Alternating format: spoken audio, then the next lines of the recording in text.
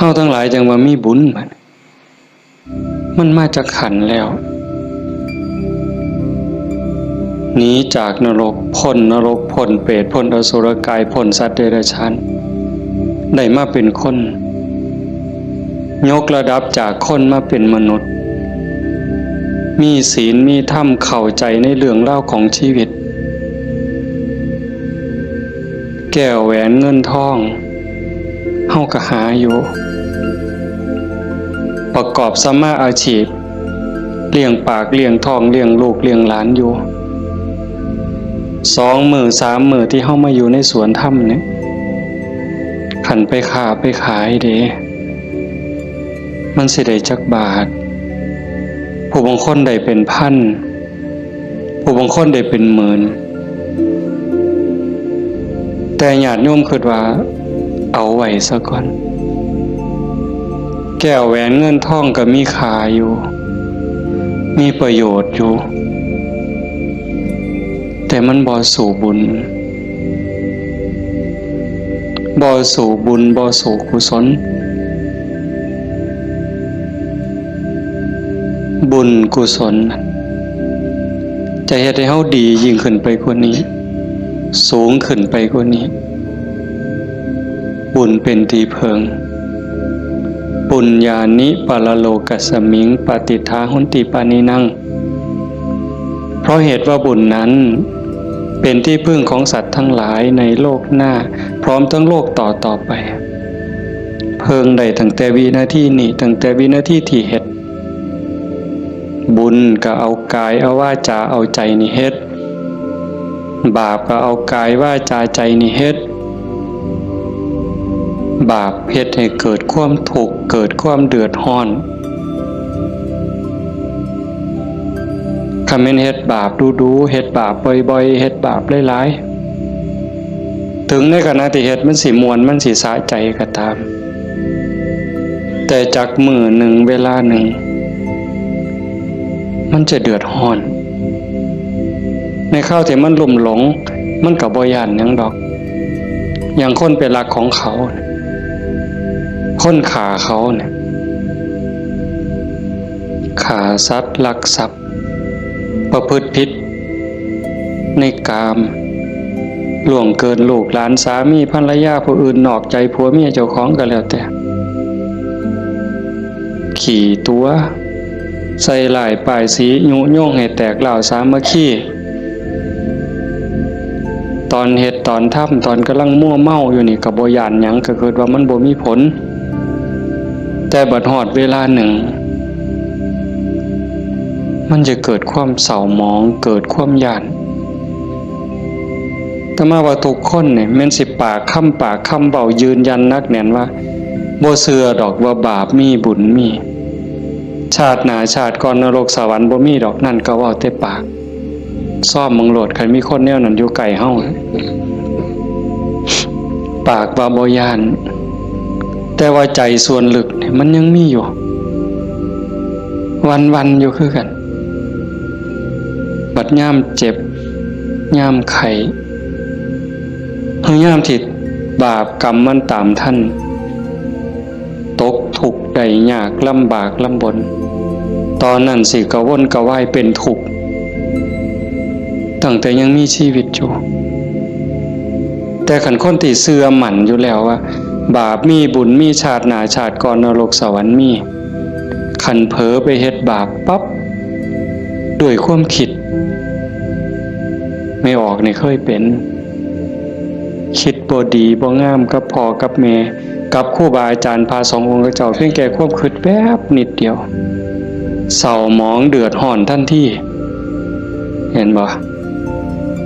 บ่ได้โดนเลยเด้อากาลิโกเลยเด้เกิดทุกข์เกิดเดือดร้อนทันทีบาปคือความทุกข์คือเครื่องเดือดร้อนในปัจจุบันส่งผลไปเรื่อยๆขันกำลังบาปมันแห้งมันยังส่งผลอยู่เจ็บไข้ไก่ล้มไก่ตายมันก็หลอกล้อนผ้าจิตตกไปสู่อบายนักสุดลงสู่นรก เบาลงมาเป็นเปรตอสุรกายเบาอีกเป็นสัตว์เดรัจฉานใส่บาปใส่กรรมอยู่นั่นเบาบางแล้วเมื่อเวลากลับมาเกิดเป็นคนอีกเถื่อเศษบาปตามมาพิการหูหนวกตั้งแต่เกิดผู้บางคนตาบอดตั้งแต่เกิดผู้บางคนอวัยวะบ่สมส่วนผู้บางคนอวัยวะครบคือหมูตีนครบมือครบแข้งขาครบแต่ว่าขี้ร้ายโยมว่ามันถูกซ้ำใดเห็นหมูเขางามเจ้าของก็นั่งเศร้าซองก็โจกงามเลยจะเป็นอุกจะเป็นอังลังเถือก็หน้าตาดีดี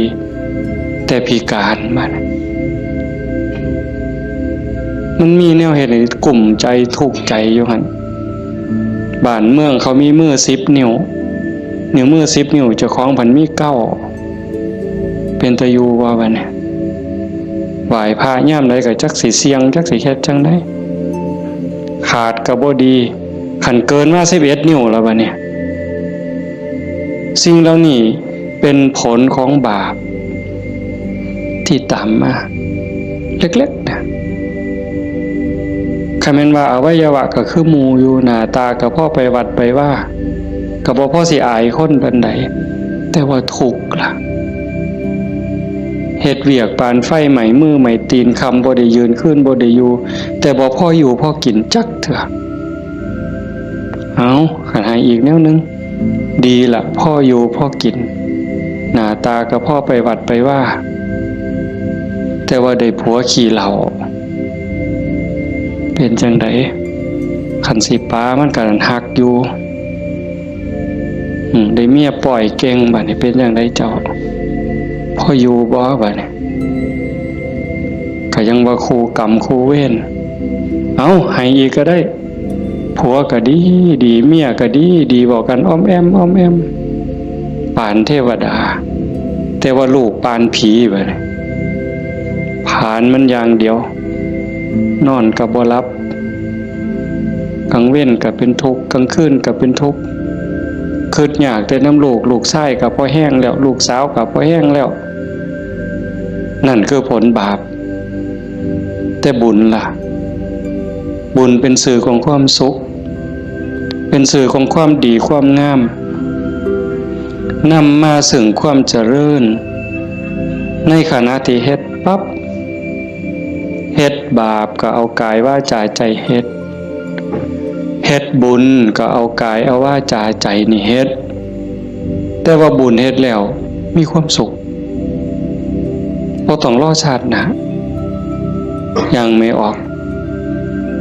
มาในสวนธรรมกราบพระปั๊บบ่แม่นกราบตามธรรมเนียมเนี่ยกราบด้วยความเข้าใจว่าเฮากราบพระรัตนตรัยพระพุทธเจ้าพระธรรมพระสงฆ์พระพุทธะนี่อยู่ในใจ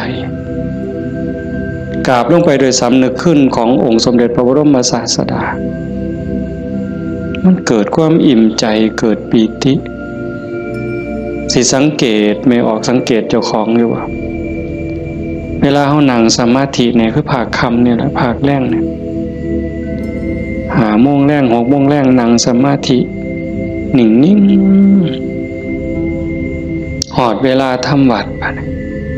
คู่เข่าขึ้นกราบงามๆนิ่มนวล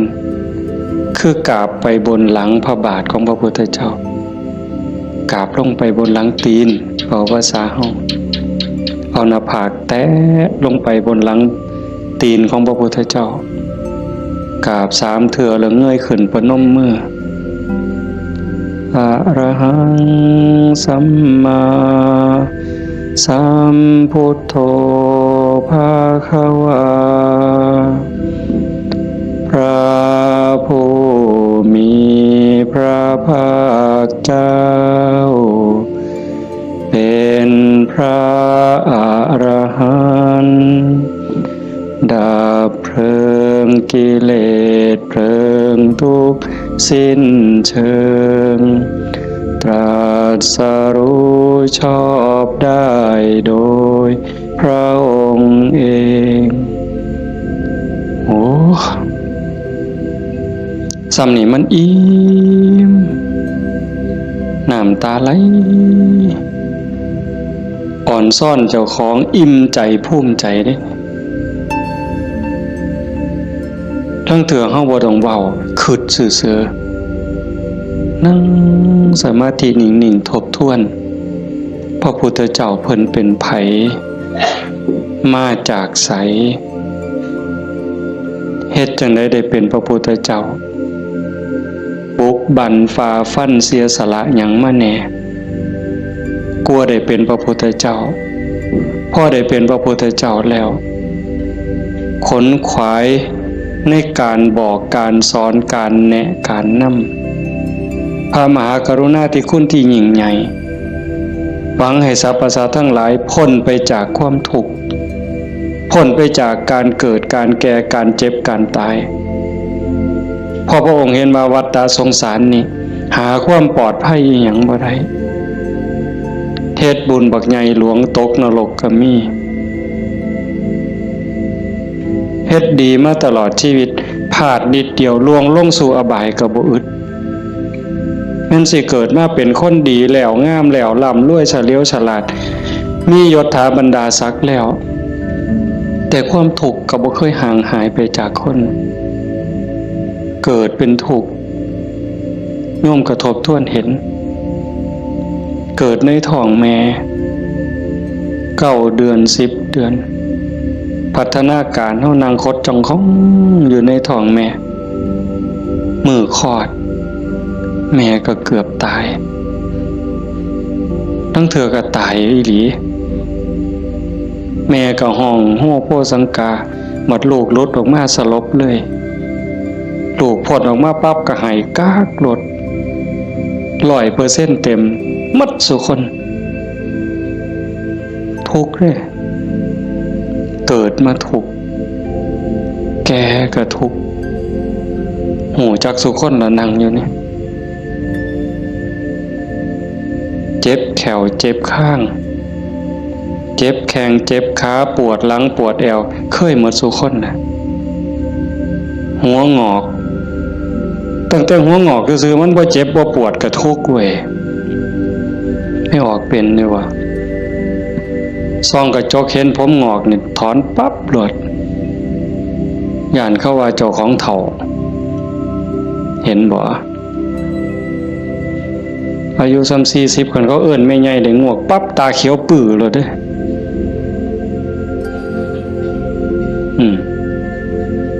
แต่คันอายุ60เขาเอิ้นน่าสาวอายุปานใดล่ะ60โอ้ว่าแต่แม่น45หนูกินฮอดข้าวเลยเป็นบ้าเด้นี่ดีใจอ่ะเห็นบ่เฒ่าก็เป็นทุกข์เจ็บก็เป็นทุกข์ตายล่ะคนตายตอนมันตายแล้วมันบ่ทุกข์ดอกร่างกายหั่นแต่ว่าความรู้สึกนึกคิดน่ะมันห่างย่านตอนบ่ทันตายเนี่ยมันย่านนะเป็นหยังจังย่านหันคำถามแนวนี้เป็นหยังจังย่านตายบ่มั่นใจในเจ้าของที่จริงกันเฮาเฮ็ดบุญเฮ็ดกุศลสร้างคุณงามความดีไว้เพียงพอมันสิย่านเฮ็ดหยังอาตมาคือกันอาตมาย่านตายไม่ออกยังย่านตายอาตมาย่านอาตมาตกนรกนี่หม่องมันแม่นอีหลีบัดนี้คันว่าตายปั๊บอาตมาจะไปเกิดเป็นเทวดามีสวรรค์วิมานกว้างใหญ่มีบริวารล้อมหน้าล้อมหลังมีทิพย์หมดทั้งสิไปเกิดเป็นพรหมจังสิไปย่านเฮ็ดหยังบัดนั้นก็สามารถสิหนีจากบ่วข้วยนอนจะขี้ตมจะขี้งัวขี้ข้วยไปขึ้นปราสาทมีเครื่องหย้อมเครื่องท่ามีความหอมเต็มสะดวกสบายเฮาก็บ่ได้ย่านแต่นี่มันสิตกลงไปหลายกว่าเก่าเนี่ยมันก็เลยย่านแม่นคือบ่อาตมาบ่ฮู้ดอกโยมก็คิดเอาเองว่าโยมย่านคืออาตมาบ่ ตายมันทุกข์ตั้งเถื่อก่อนตายเนี่ยญาติโยมนี่คนประพฤติปฏิบัติธรรมไปร่วมงานศพดูๆไปเยี่ยมคนป่วยบ่อยๆนี่ได้น้อมธรรมเข้ามาใส่ตนซ้ำใดเห็นคนเจ็บคนป่วยทรมานโอ้ยบัดหอดข้าวเจ้าของสิเป็นจังไดเนาะคือดูพอพระพุทธเจ้าเพิ่นบอกว่าโอปนญิโกควรน้อมเข้ามาใส่ต้นเลือกได้อยู่บ่ละโยมโอ้ยผู้ขาสิเลือกเอาตายด้วยโรคอันนี้ดอกสิเอาไหลตายดอกเอาง่ายที่สุดเลยเด้นี่เอาวะกินข้าวอิ่มๆกับลูกกับผัวกับเมียแล้วนอนหลับแล้วตายไปเลยนี่ง่ายที่สุดเลยเอาวะยังบ่ทันหันเอาอยู่เด้นี่ขนาดพิธีที่ดีที่สุดสบายที่สุดเด้ขันไปเว้าถึงพวกเจาะข้อหายใจบ่ได้เจาะข้อเพราะท่านก็ป้อนอาหารทางสายยางเจาะส่วงเอาเงี้ยวออกบ่เนี่ยเลือดก็ใส่ทั้งแขนขางนึงน้ำเกลือก็ใส่แขนขางนึงออกซิเจนงุ่มดังอีกเจาะส่วงเอาน้ำออกบ่เนี่ยอุ้ยผู้ใดคิดว่าเจ้าของสิบ่ถูกแนวนั้นแน่อยู่นี่ยกมือขึ้นเบิ่งบ่มีหลักประกันหยังเลยพระพุทธเจ้าเป็นผู้มีพระมหากรุณาธิคุณคิดเห็นบุญคุณของพระองค์เที่ยวบอกเที่ยวสอนจากป่าสู่ป่าจากเขาสู่เขาจากกระท่อมของคนขอทานฮอดปราสาทราชวังของพระราชามหากษัตริย์คิดเห็นบุญคุณของพระองค์จังสีเฮาได้มาเฮ็ดนำทำตามมันเป็นบุญแน่ๆคิดพ่อคิดเห็นนั่งสมาธิพิจารณาไปเกิดอิ่มใจพ่อใจสุขใจเดียวนี้คิดเบิ่งเจ้าของมันถึงสิเกิดบ้านนอกขอกหน้าบ้านป่าขาดอนบ่ร่ำรวยเป็นแสนเป็นล้านคือเพิ่นแต่ว่าเฮามีวัดมีครูบาอาจารย์มีพี่มีน้องที่รักศีลรักธรรมเฮามีสัมมาทิฏฐิมีความเห็นถูกเห็นตรงตามคำสอนพระพุทธเจ้าอย่างน้อยๆนี่เชื่อว่าบาปมีบุญมีชาติหน้าชาติก่อนนรกสวรรค์มีเฮ็ดดีก็ย่อมได้รับผลดีเฮ็ดชั่วก็ย่อมได้รับผลชั่วพระพุทธศาสนาสอนเรื่องเหตุเรื่องปัจจัยเพราะสิ่งนี้มีสิ่งนี้จึงมีหวานพืชจังไดก็ได้ผลจังซั่นผ่อนซ่อนเจ้าของภูมิใจในเจ้าของแม่นสิเกิดบ้านนอกขอกหน้าทุกข์ยากปากหมองบ่ร่ำบ่รวยบ่สวยบ่งามแต่เฮามีโอกาสได้เข้าวัดได้มีโอกาสปฏิบัติธรรมเป็นผู้บ่ประมาทได้ยินเสียงปากเสียงเว้าของครูบาอาจารย์น้อมนำลงสู่การประพฤติปฏิบัติซ้ำนี่เฮากับพ่อแห้งอ่ะเนี่ยโยมเป็นบุญล่ะเด้นี่เกิดปีติเกิดความอิ่มใจแล้วก็ตั้งตนในความบ่ประมาทอีกอันนี้หมายถึงบุญเฮ็ดปั๊บก็เกิดความสุขใจอิ่มใจปั๊บขันเฮ็ดเรื่อยๆเฮ็ดบ่อยๆเฮ็ดดูๆจิตนึกตั้งแต่ถึงคุณงามความดีบัดเจ็บบัดป่วยบัดไข้บัดหนาวบัดสิล้มสิตายนิมิตที่มันดีมันงามนำพาดวงจิตดับปุ๊บไปสู่สุคติขันมันเฮ็ดดูอันนี้หมายถึงดีเด้ให้ท่านรักษาศีลเจริญภาวนาเลี้ยงพ่อเลี้ยงแม่เขาวัดเขาว่าสร้างน้ำทำบุญมีจิตเอื้อเฟื้อเกื้อกูลนะขันมันเฮ็ดดูบ่อยๆจิตมันเที่ยวทางนี่ดูอั่นดอกมันก็ง่ายต่อการสิเกิดสิ่งเหล่านี้ในการจูงจิตไปสู่สุคติดับปุ๊บก็ไปสู่สวรรค์ไปสู่พรหมเอิ่นว่าไปสู่สุคติใส่บุญใส่กุศลไปจนหมดแห้งของบุญของบาปของบุญของกุศลส่วนนั้น เมื่อเวลาขันบ่ท่านถึงความเป็นพระอริยเจ้ากลับมาเกิดเป็นคนอีกเถื่อมัน ผลบุญพามาเกิดเป็นคนเศษบุญตามมาปุ๊บรูปร่างหน้าตาผิวพรรณสวยสดงดงามมีความอ่อนน้อมอ่อนโยนมาแต่ต้นเกิดในตระกูลสูงเชื่อผู้ดีให้ทานมาหลายๆด้วยจิตศรัทธารวยตั้งแต่เกิดแต่มาว่ามาหลายปีแล้วว่าขันคนให้ทานด้วยความศรัทธาด้วยความเลื่อมใสเฮ็ดด้วยความจริงใจผลมันให้รวยบางเทื่อรวยตั้งแต่เกิดบ่ทันมื่นตาซ้ำปู่ย่าตายายเตรียมฝากธนาคารไว้ให้เปิดบัญชีไว้รับเป็นร้อยล้านพันล้านล่ะเห็นบ่ล่ะนั่นคืออานิสงส์ของศีลของทานของบุญของกุศลสวยรวยสวยผอมงามผอมรวยผอมฉลาดผอมโรคภัยไข้เจ็บหน่อยอายุยืนมีคนเคารพนับหน้าถือตาเว้าหยังคนก็เชื่อถอยฟังคำผู้ใดบ่อยากได้เนี่ยก็ 100% ทุกคนอยากได้แต่ว่าอยากซื่อๆมันบ่ได้แบบนั้นต้องเฮ็ดต้องสร้างเหตุปัจจัยแต่ว่าคนไทยในปัจจุบันเนี่ยตมาว่าก็กำลังหลงทางไปไกลคือกันมองจังหนึ่งก็คือศาสนาพุทธเจริญเบิ่งอีกแนวหนึ่งก็คือเสื่อมเต็มที่ในเวลาเนี่ย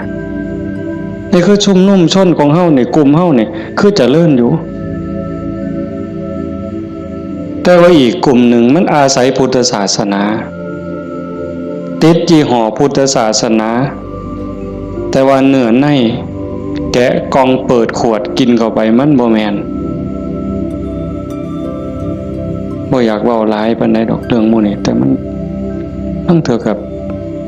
เป็นตะเว้าอ่อนวอนบวงสรวงพิธีกรรมเนี่ยมันออกนอกทางหมดนิยม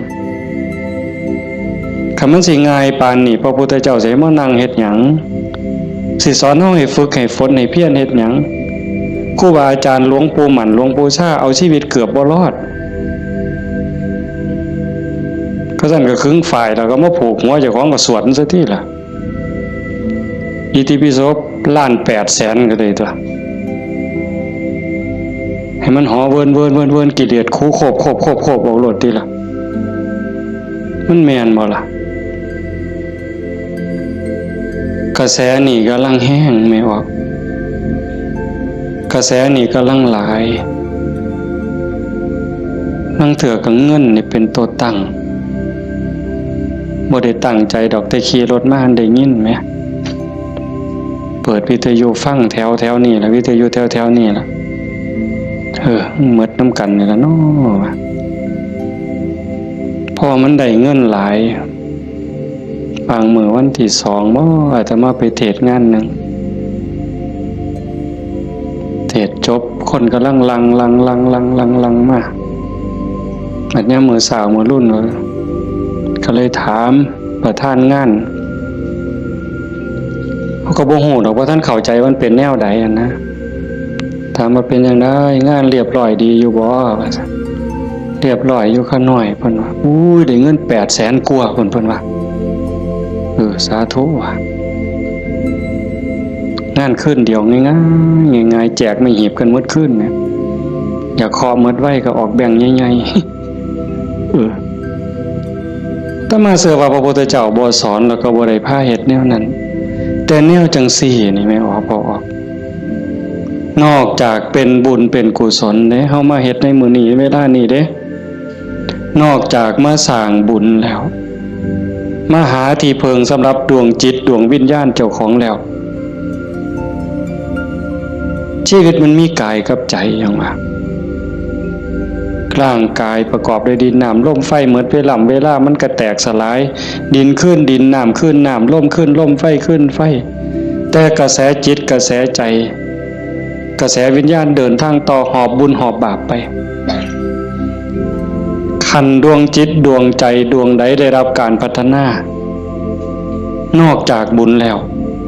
พัฒนาคือมันเฮ็ดให้เกิดให้มียกระดับเจ้าของสูงขึ้น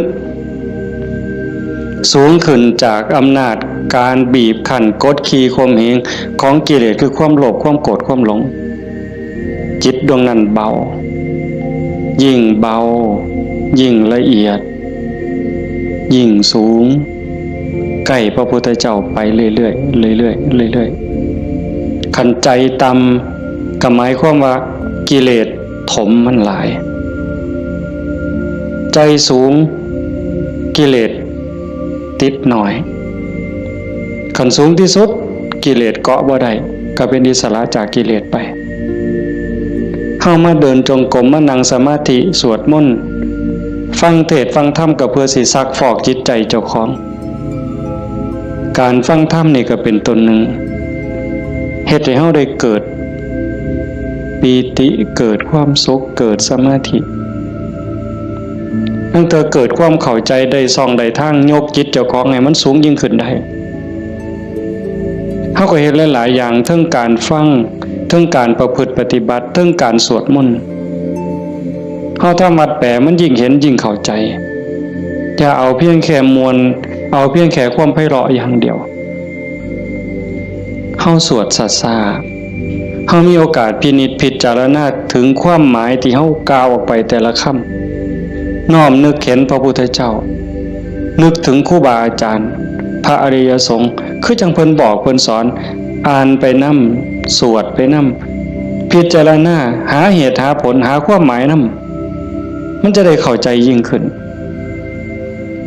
คันเฮาคิดจังสี่คือโยมพอออกผู้เป็นเจ้าภาพนี่เป็นตะเงิดคนอีหลีเด้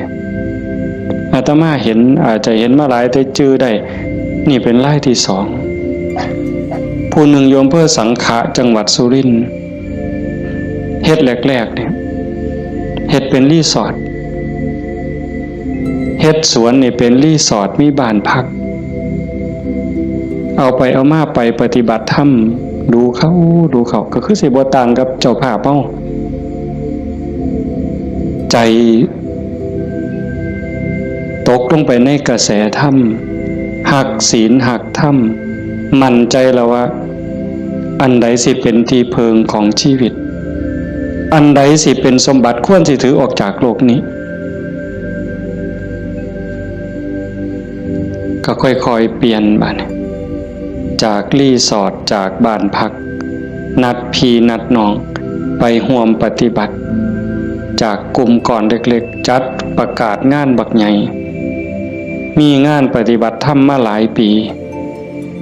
ตั้งสถานีวิทยุคือกันเลย2 ปีที่ผ่านมาหลังเนี่ยจัดงานปริวาสโยมได้เนี่ยไม่ออกได้เนี่ยเอาสวนเจ้าของจัดเป็นงานปฏิบัติธรรม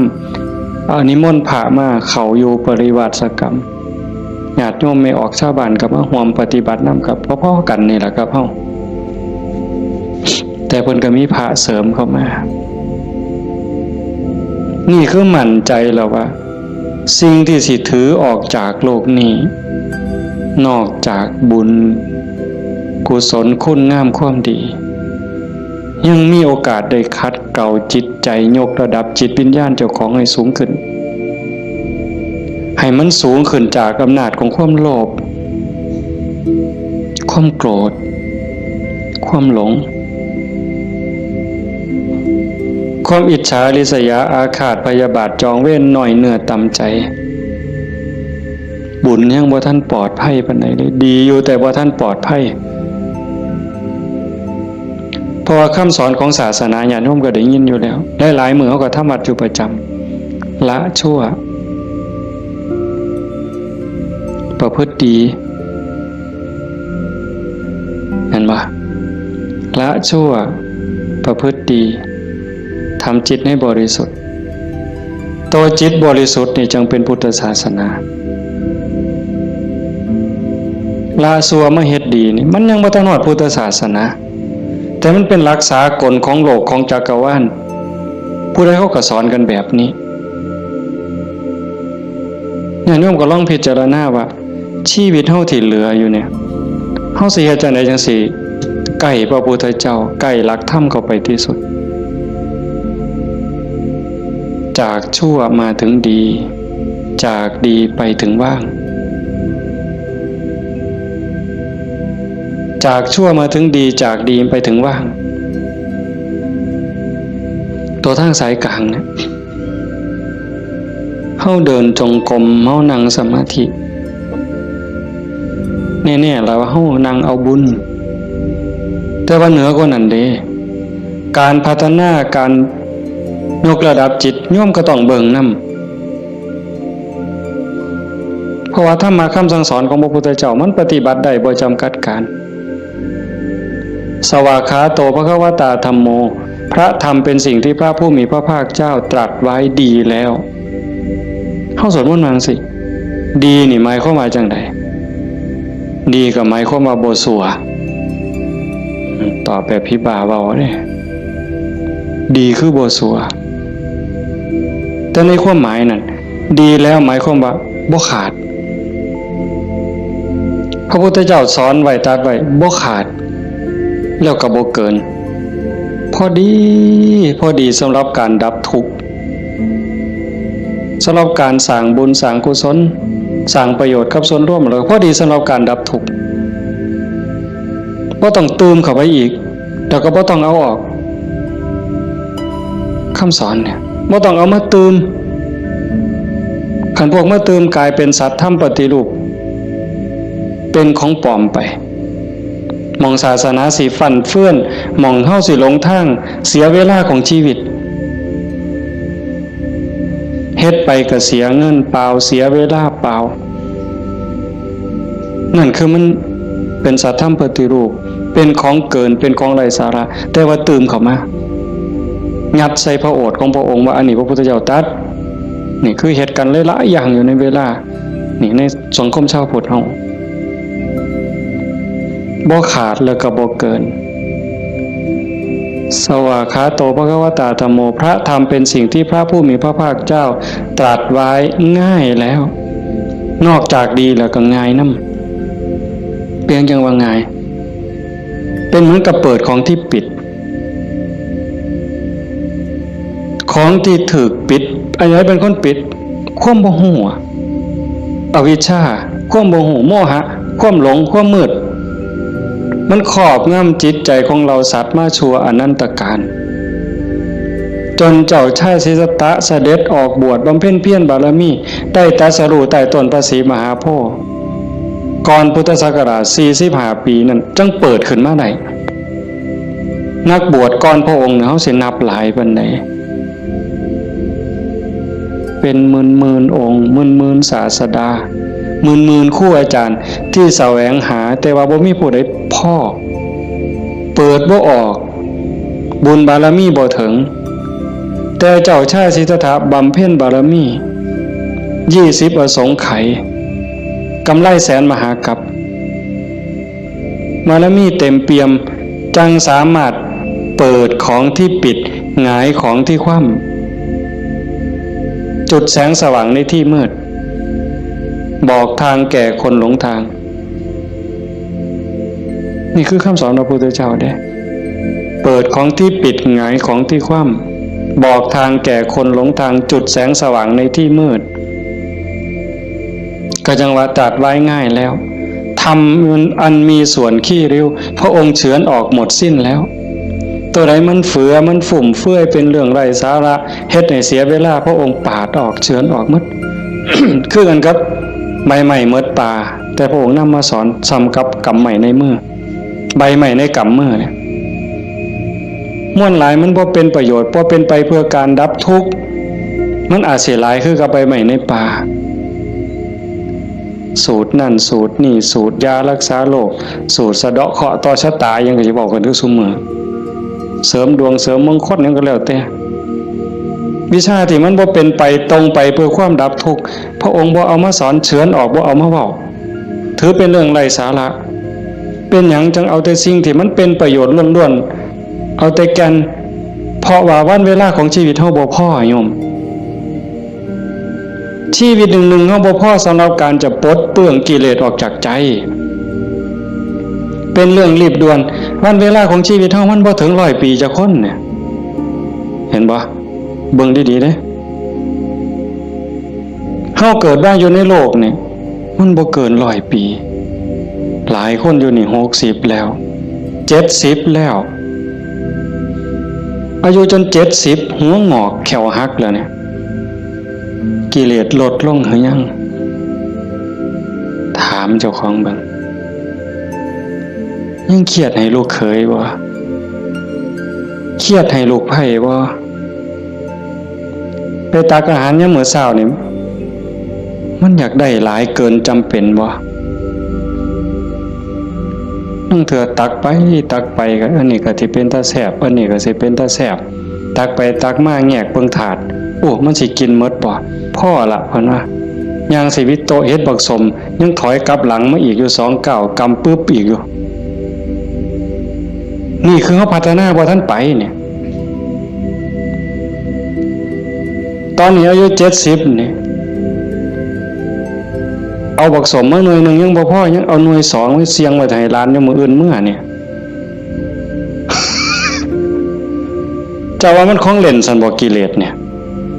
สิเอาชนะมันแนวใดหลายภพหลายชาติหลายแสนชาติล้านชาติมาแล้วที่เฮาแพ้มาตลอดแต่ว่าก็ใครแน่ชาตินี้ได้มาเป็นคนสู่ตอนในสนามนี่เวทีนี่ก็เป็นนักมวยนี่คือเวทีแก้มือแม่ว่านัดล้างตาก็เป็นการแก้มือกันเป็นกีฬาหยังก็ตามนี่เป็นไฟหนึ่งเป็นเกมหนึ่งที่เฮาสิเอาชนะมันแต่ตอนนี้จากยกแรกมาจนฮอดยก5นี่เฮาถึกมาสะบักสะบอมในนับ8ก็หลายรอบแล้วอีกบ่ถึงนาทีแล้วเด้มันสิหมดยก5นี่สิหวังน็อกอยู่ว่าเจ้าสิถึกศอกกลับเขามิดอ้อยซอยอีกยกนึงบ่จักนี่ต้องมึงเห็นเด้จังว่าพระพุทธเจ้าเพิ่นเฉือนออกหมดสิ้นแล้วเอาแต่เรื่องทุกข์เรื่องดับทุกข์จะจ้อเข้ามาคันเอาเพราะท่านเข้าใจซ้ำนั้นอ่านความรู้สึกเจ้าของมันเฮามาเดินจงกรมนั่งสมาธิซ้ายย่างเนาะขวาย่างเนาะสิย่างพุทโธก็แล้วแต่ย่างเฮ็ดหยังอาตมาอาจสิเว้าบ่ถูกเด้ญาติโยมอาจจะเข้าใจกว่าอาตมาก็เว้าไปตามบ่าซั่นเนาะย่างเพื่อฝึกสติเพื่อเพิ่มความถี่ของสติสัมปชัญญะสติคือความระลึกได้สัมปชัญญะคือความรู้ตัวฝึกบ่อยเฮาเผลอนี่เอาวันนี้เรื่องบุญน่ะมันของตายอยู่แล้วไม่ออกบ่ออกเรื่องบุญน่ะของตายเพียงแค่เฮาตั้งอกตั้งใจมีศรัทธามาเฮ็ดในบุญของตายมันได้อยู่แล้วจากชั่วมาถึงดีจากดีมาถึงว่างจากบาปมาถึงบุญจากบุญไปถึงว่างเนี่ยบุญน่ะของตายเฮาเพียงแค่มีศรัทธามานี่มันมหาศาลน่ะบุญเป็นต้นหนุนแต่เฮาสิเอาดีกว่านั้นบ่คันเจ้าดีกว่านั้นทุกอย่างก้าวที่เฮาย่างซ้ายหูว่าซ้ายขวาหูว่าขวาคันสิเอาขวาพูดซ้ายโทก็ให้ฮู้อย่าให้จิตออกนอกปกติคนเฮานี่จิตมันสิส่งออกนอกย้อนไปอดีตบ้างมื้อวานมื้อก่อนปีกาย10 ปีก่อนยังเอามาคิดดีบ่ดีก็ให้คือเห็นแนวเป็นตะทุกข์หลายเศร้าหลายนอนให้คือเห็นตั้งแต่10 ปีก่อนพุ่นอันนี้ก็บ่แม่นคิดไปคิดมาเห็นตั้งแต่อดีตได้ตามใจเฮ็ดอันนั้นก็แม่นหมดแน่นหมดถูกใจเจ้าของหมดนอนหัวยุ่มอยู่อันนี้ก็บ้าบ่แม่นคันบ่อยู่กับอดีตบ่นี่พูดอนาคตมื้ออื่นมื้อนี้ผู้เขาหดบ่นอพุ่นย่านผู้เหี่ยวอ่ะมึงติล่ะอีหลาหลานน้อยมันสิคิดฮอดแม่ใหญ่มันบ่นอ ไปดอกเด้อันนั้นอันนี้มันสิได้เป็นจังซี่บ่เกิดความวิตกกังวลไปข้างหน้าอันนี้ก็บ่แม่นการประพฤติปฏิบัติพระพุทธเจ้าเพิ่นบอกให้อยู่ในปัจจุบันอดีตก็ละไปแล้วอนาคตก็ยังไม่มา ให้อยู่กับปัจจุบันที่เฮาพุทโธนี่คือเห็นปัจจุบันหายใจเข้าพุทนี่เห็นปัจจุบันโธออกนี่เห็นปัจจุบันนี่เมื่อมีสติอยู่กับปัจจุบันอันนี้เป็นเครื่องฝึกเป็นเครื่องมือในการฝึกจิตที่มันเคยวอกแวกไปอดีตแน่อนาคตแน่บ่นิ่งแน่เพราะเฮาจับไว้กับอารมณ์พระกรรมฐานผู้บางคนก็ท้องพองท้องยุบหนอพองหนอพุทโธคือลมหายใจซื่อๆเอามันมาจับไว้นี่จิตมันก็ค่อยนิ่งเข้าคันเฮาบ่ลดละความเพียรคันจะว่าถึงสติเป็นคือกับหัว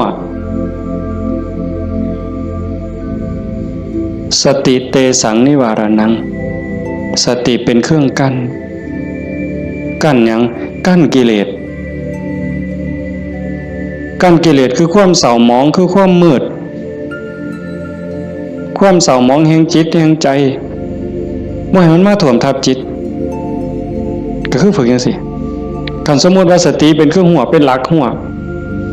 มื้อนึงคือหอดพุทโธเทื่อนึงขาดบ่เนี่ยเมื่อมือคือถอดพุทโธได้เทื่อนึง2เทื่อ10เทื่อ100เทื่อก็ยังว่าห่างคันมันเป็นหลักหัวนี่ลมหอดสร้างคันสมมุติว่าเฮ็ดให้เฮ็ดหน้านี่บ่ว่าแต่งัวเขาสิมากินดอกกล้วยสิมากินดอกลมหอดสร้างหัวมันห่างนั่นแหละมื้อนี้เฮาฝึกดูๆมาเพียรปฏิบัตินี่ฝังหลักทีเขา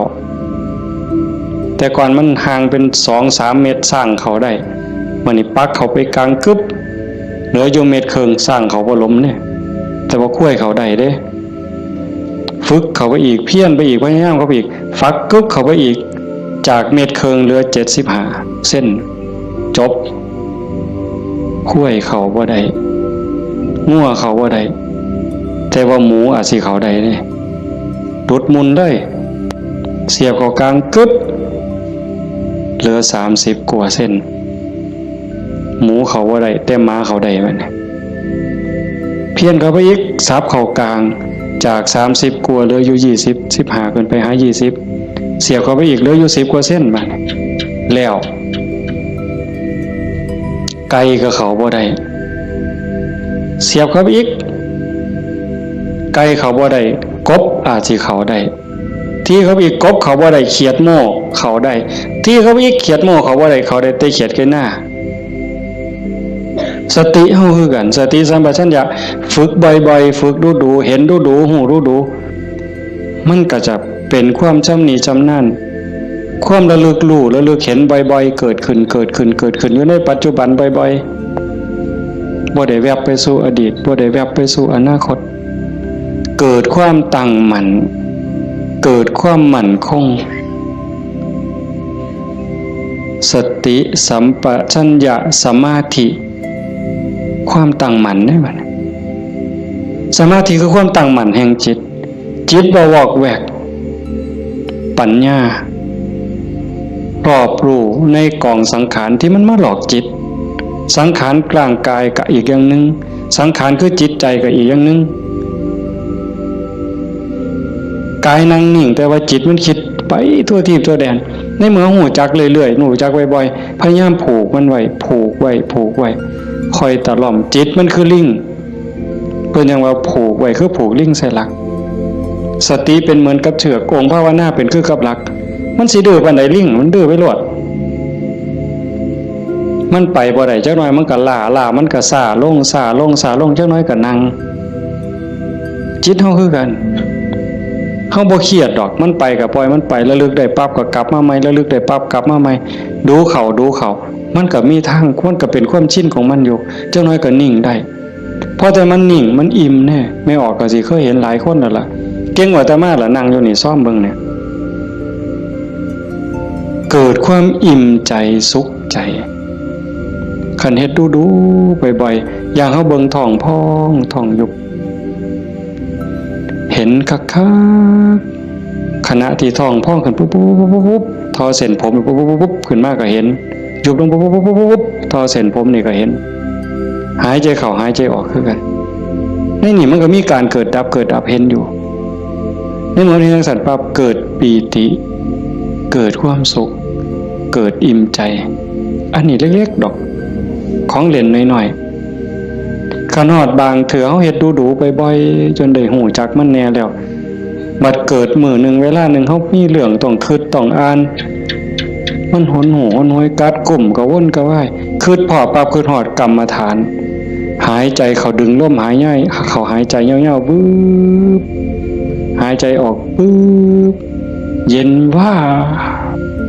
ขนลุกวืบโล่งอันนี้ก็มีก็เป็นบอนพักอีกอันนึงคันเฮ็ดจังสี่ดูๆบ่อยๆบ่อยๆเฮาสิเล่นจังไดกับมันก็ได้ไม่ออกแล้วเคยเบิ่งความคิดเจ้าของบ่นั่งเบิ่งซื่อๆเนี่ยหลังจากเบิ่งลมหายใจเข้าหายใจออกพอสมควรบัดเวลานึงเฮาอยากเล่นกับความคิดตั้งสตินั่งจังซี่ปั๊บก็หลับตาเบิ่งรูปเจ้าของนั่งหลังจากนั้นก็ย้อนเข้ามาทางในเบิ่งจิตที่มันนิ่งก็ธรรมชาติจิตมันนิ่งมันว่างมันสว่างเป็นประภัสสรแต่กิเลส ความโลภความโกรธความหลงนั้นมันเป็นแขกมาเยี่ยมมาเยือนชั่วคู่ชั่วข้าวเยี่ยมแล้วก็ไปเยี่ยมแล้วก็ไปแต่ว่าเฮาขาดสติบ่นี่มันเยี่ยมตลอดเวลามาทางตาแน่ทางหูแน่ทางจมูกแน่ทางลิ้นแน่ทางกายแน่รับหูรับตาไว้ก็มาทางใจคิดอยู่ตลอดนี่คือแขกในเมื่อแขกมาเยี่ยมดูจิตใจอ่อนล้าเจ้าของบ้านบ่ได้พักข้าแต่ตอนรับแขก ไม่ว่าเคยเป็นบ่ล่ะสมมุติว่าเป็นเฮาเนี่ยนะเดี๋ยวกับผู้นั้นมาผู้นี้มาต้อนรับอยู่หมดมื้อหมดเว้นหาข้าวหาน้ำมาอยู่ให้กินคอยเว้าคอยจาทักทายปราศัยเมื่อยเนี่ยคนบ่ได้พักก็เมื่อยก็ล้าใจบ่ได้พักก็คือกันเดี๋ยวก็โลภเดี๋ยวก็โกรธเดี๋ยวก็หลงเดี๋ยวก็ฮักเดี๋ยวก็ซังเดี๋ยวก็ย่านอยู่หั่นแต่คันเฮาได้เฮ็ดสมาธิได้ภาวนาจิตมันได้พักเป็นพักเป็นพักเกิดความหนักแน่นมั่นคงเด้เวลาที่จิตเฮามีสมาธิเกิดความหนักแน่นมันบ่เป็นสมาธิแบบที่เฮาเว้าถึงกันจนว่านิ่งสว่างดับไปเป็นชั่วโมง2ชั่วโมงเป็นมื้อเป็นเว้นก็สร้างเพียงแค่เฮาเห็นลมเข้าลมออกเนี่ยคือเห็นพุทโธติดต่อกันจัก5นาที10นาทีมันมีแห้งเด้ไม่ออกหลายคนเป็นอยู่มั้งเห็นพุทโธลมเข้าก็พูดลมออกก็โธต่อกันจัก5นาที10นาทีนี่มันเกิดความมั่นคงในใจใครแม่นกกเสานี่ก็ซ้ำเสาปูนแล้วอยู่บ่ติงเด้จิตใจบ่หวั่นไหวนักแน่นมั่นคงโยกบ่ได้เห็นบ่เจ้าขันไปกว่านั้นบัดน่ะอ่านเบิ่งความคิดปั๊บหูปั๊บคิดปั๊บหูปั๊บคิดปั๊บหูปั๊บเฮานั่งจังซี่คือกันไม่ออกคันสมมุติว่าเฮาพุทโธพุทโธแล้วมันมักคิดเอาแนวใหม่เอามึงคิดกูสิเบิ่งบัดนี้บ่พุทโธแล้วเศร้าพุทโธคิดปั๊บหูปั๊บคิดปั๊บหูปั๊บบ่คิดต่อมันเด้บ่คิดซอยมันหูมันซื่อๆมันเศร้าเด้หูปั๊บมันเศร้าเลยเด้มันอยากอาย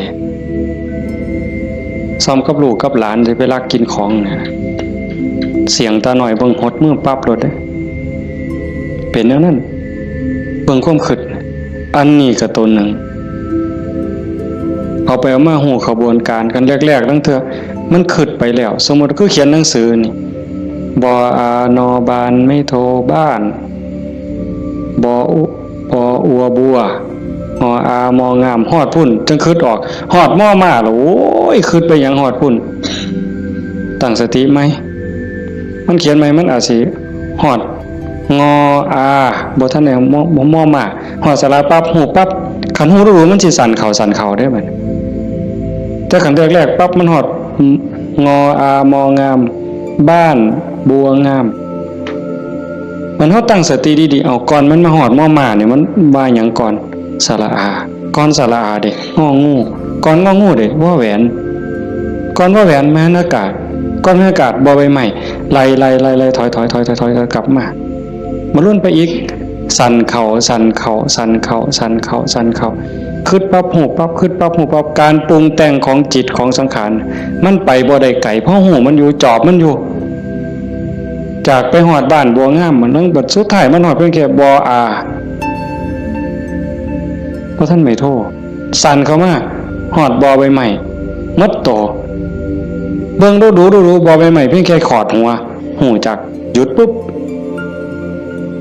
เป็นเนี่ยแนวนี้ก็เป็นเนี่ยตรงมันว่างตรงมันนิ่งตรงนี้กิเลสบ่มานั่นคือจิตเดิมๆสะอาดบริสุทธิ์บ่พาเจ้าของถูก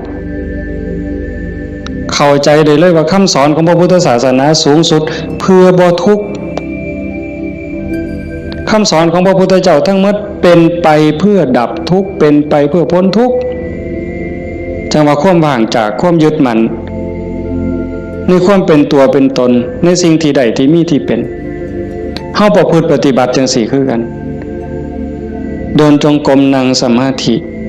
เพื่อเจริญสติสัมปชัญญะปัญญาสมาธิให้มันหูเท่าทันในเมื่อกิเลสเกิดมากระทบกิเลสคือความทุกข์คือความเดือดร้อนความเศร้าหมองต่างๆมันจะเกิดขึ้นกับจิตกับใจมันมาทางไหนมันมาทางตามันเข้าทางตาเข้าทางหูทางจมูกทางลิ้นทางกายทางใจเพิ่นเอิ้นว่าอายตนะอายตนะเป็นเครื่องเชื่อมต่อภายในก็มี6ภายนอกก็มี6ตามันเป็นคู่กับรูปหูเป็นคู่กับเสียงจมูกเป็นคู่กับกลิ่นลิ้นเป็นคู่กับรสกายเป็นคู่กับสัมผัสใจเป็นคู่กับอารมณ์มันใส่ตาใดเข้าทั้งตาใดมันเข้าทั้งตาใส่หูใดมันเข้าทั้งหูใส่ดังใดมันเข้าทั้งดังใส่ลิ้นใดเข้าทั้งลิ้น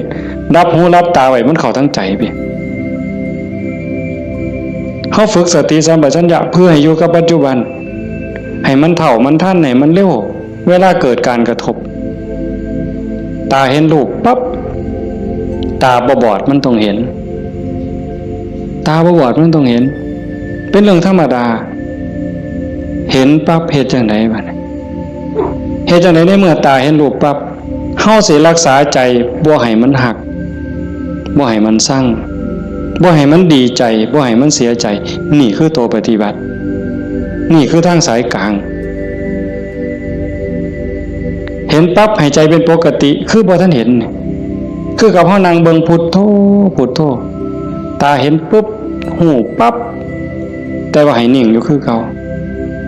อย่าให้เกิดดีใจเสียใจอย่าให้เกิดหักเกิดสั่งขันมันจำเป็นสิต้องจัดการกับสิ่งที่เฮาเห็นก็เฮ็ดด้วยจิตเป็นปกติสมมุติว่าขึ้นไปตรงเฮือนมีขี่ไก่ไปด่าไก่ก็บ่แม่นอีกปล่อยให้ไก่ก็บ่แม่นอีกละคิดเป็นตาสร้างไก่ก็บ่แม่นอีกละบ่ถึกหมดเฮ็ดให้จิตเป็นปกติยากอยู่ได้บ่ง่ายจักเม็ดไม่ออกย้อนเฮาเฮ็ดบ่ได้นี่เฮาจังเกิดจังตายเที่ยวตกนรกเป็นเปรตอสุรกายเที่ยวขึ้นสวรรค์เที่ยวลงนรกอยู่นี่ย้อนเฮ็ดจิตเป็นกลางบ่ได้เห็นขี่ไก่ก็สิไปสั่งไปด่าไก่แต่คันเห็นเงินแบ่งพันถิ่มอยู่เป็นจังได๋บัดมันสิว่าดีใจที่ละว่าติอันนี้ก็บ่ถึก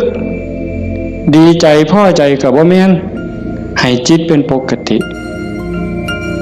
คันสิจับสิหยิบมันมีเจ้าของบ่ก็หยิบไปหาเจ้าของเอาเก็บไว้ซะก่อนก็จังค่อยประกาศหาเจ้าของก็บ่คิดว่าสิเอาจังสี่คือกันคันบ่มาทางตาล่ะมันมาทางหูบัดนี้สมมุติว่าเขาด่าปุ๊บได้ยินเสียงด่ามาเฮ็ดจังได๋สิเฮ็ดใจเป็นปกติบ่เสียใจบ่น้อยใจขันพวกเพิ่นปฏิบัติเนาะเพิ่นจังว่าได้ยินเนาะเอาสติไว้ที่หูเกิดขึ้นที่หูกระดับลงที่หูได้ยินเนาะบ่ให้ราคาเพิ่นเถาะบ่ให้ราคาเลยบ่ดีใจนำบ่เสียใจนำเสียงกระซักว่าเสียงบ่แม่นสัตว์บุคคลตัวตนเล่าเขาเว้าง่ายแต่ว่าเฮ็ดยากที่สุดก็ย้อนเฮาฝึกบ่ทันพอคันผู้ฝึกได้แล้วก็เย็นคือเก่าเด้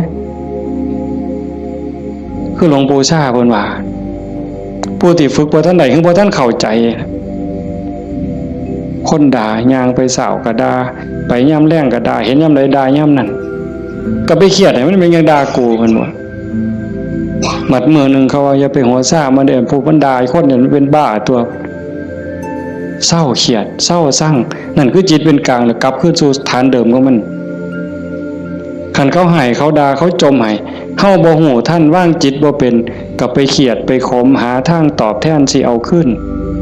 จองกรรมจองเวรไว้แต่ขันทาย่องแล้วบัดเนี่ยเป็นจังไดบัดแต่คำย่องคำย่อมากเฮาก็ดีใจก็บวกฟู่ขึ้นบ่ถือคือเก่าเสียใจก็บ่ถือดีใจก็บ่ถือแต่ให้จิตเป็นกลางๆนี่คือขอปฏิบัติธรรมชาติจิตเป็นจังซั่นมันบ่เคยฮักไผมันบ่เคยสร้างไผจิตนี่ฮักก็บ่เป็นสร้างก็บ่เป็นดีใจก็บ่เป็นเสียใจก็บ่เป็น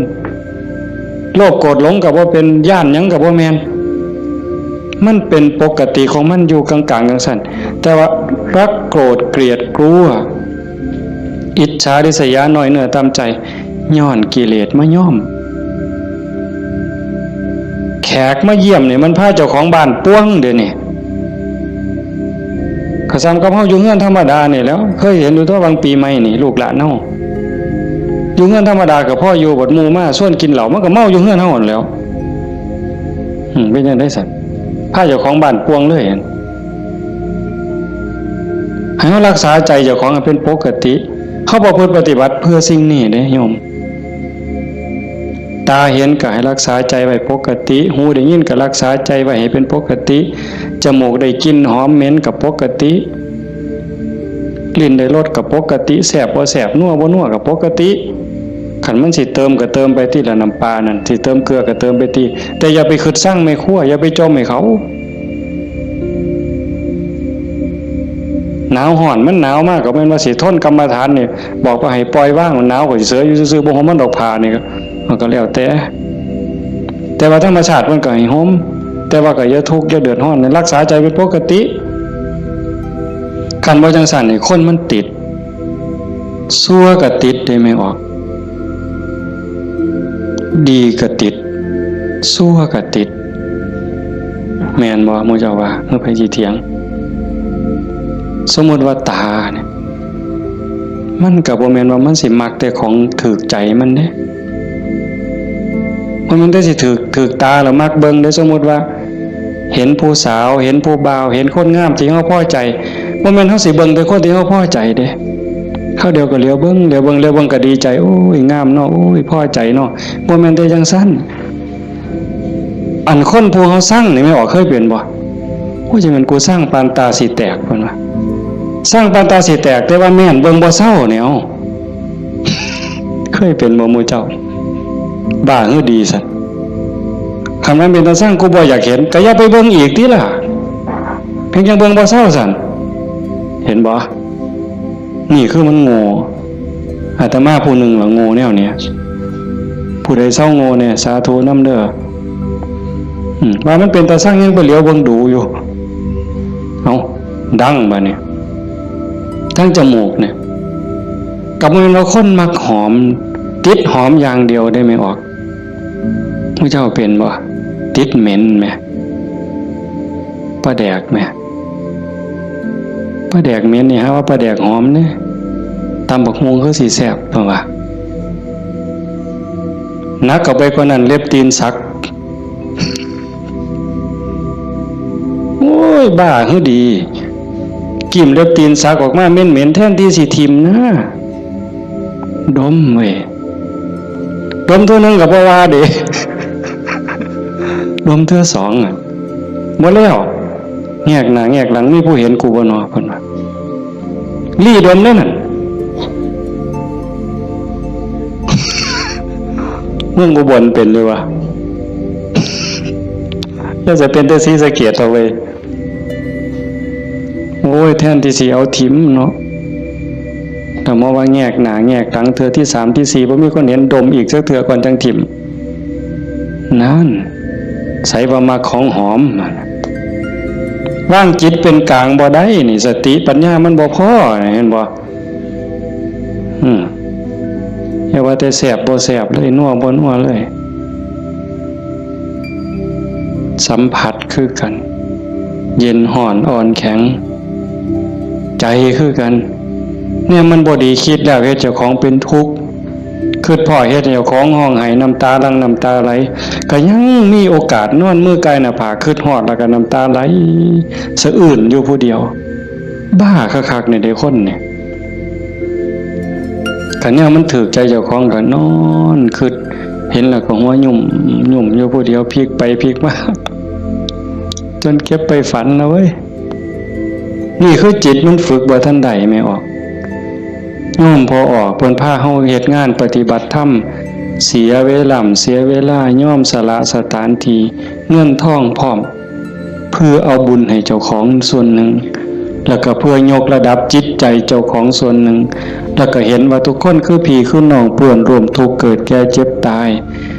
ทุกคนเคยเป็นพี่เป็นน้องเป็นญาติสายโลหิตเป็นสามีภรรยากันมานับภพนับชาติบ่ถ้วนชาตินี้ชีวิตนี้ได้เข้าใจในหลักธรรมคำสอนของพระพุทธองค์กหวังให้เกิดประโยชน์สูงสุดส่วนหนึ่งเราก็ฉลาดปักคักถ้ามาเสือสู่คนที่นั่งอยู่นี่แบ่งบุญเล่าเด้เรากินเปอร์เซ็นต์หมู่เจ้าได้เนี่ย เป็นพ่อค้าซ้ำนะหัวพ่อค้ายังมีอยู่นี่แม้แต่เฮ็ดบุญเด้ถ้าเบิ่งมื้ออื่นทราบบัดสิมื้อนี่บัดสิมื้อนี่จากโอ้ยอนุโมทนาสาธุเด้อนำพ่อใหญ่เด้อพ่อใหญ่ก็สาธุเอาหมดให้เจ้าได้บุญหลายๆจะแม่นอ่อนซ่อนเจ้าเห็นบ่เปอร์เซ็นต์ที่เราได้นำหมู่เจ้าเนี่ยจิตเราก็สะอาดขึ้นยิ่งเข้าใจในการประพฤติปฏิบัติหวังยกจิตยกใจพลังบุญตรงนี้เฮ็ดให้จิตเราสูงขึ้น